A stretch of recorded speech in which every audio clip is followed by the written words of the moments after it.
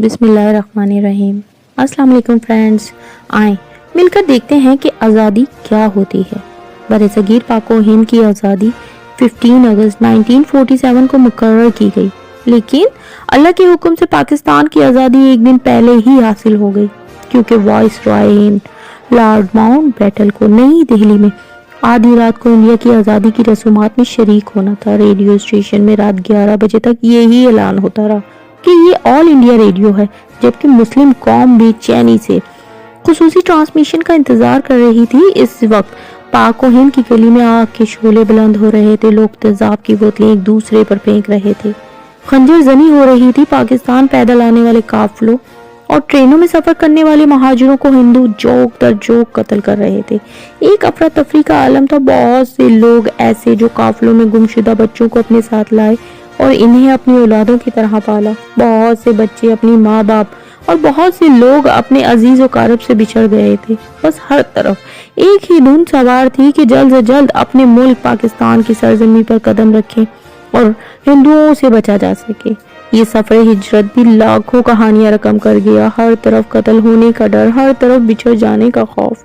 लाखों कुर्बानियों के बाद लोग भी चैनी से खुसूसी खबर के मुंतजर थे। उस वक्त पाकिस्तान में सिर्फ और सिर्फ 3 ही रेडियो स्टेशन थे, लाहौर, कराची और पेशावर में। 14 अगस्त की रात थी। 11 बजे आखिरी बार ये ऐलान किया गया कि ये ऑल इंडिया रेडियो है। कुछ वक्त बाद जब 12 बजने में पूरे 10 मिनट बाकी थे कि अपनी अबूरी धुंध हवा में लहराने लगी। ये धुन पाकिस्तान के मशहूर नगमा निगार खुर्शीद अनवर ने बनाई थी। इस धुन को सुनते ही लाखों लोग रेडियो के गिर्द जमा हो गए, एक नए जोश, एक नए वलवले के साथ। सिर्फ 12 बजने में 1 मिनट बाकी था कि ये धुन धीरे धीरे बंद हो गई और एक आवाज उभरी कि अब कुछ ही देर बाद पाकिस्तान की आज़ादी और खुद मुख्तार मुमलिकत वजूद में आने वाली है।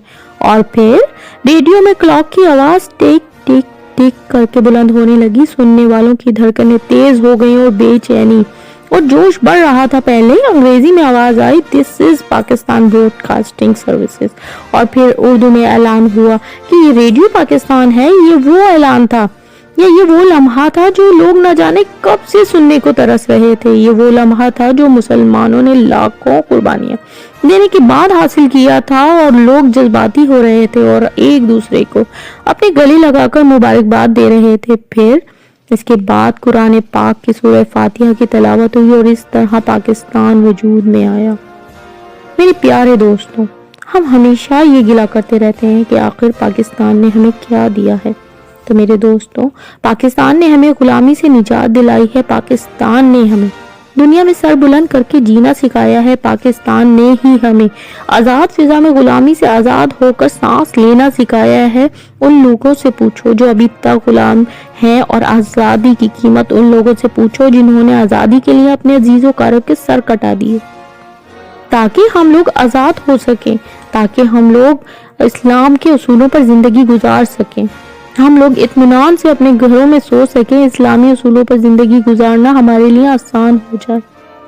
पाकिस्तान जिंदाबाद, पाकिस्तान पाइंदाबाद। जज़ाकल्लाह।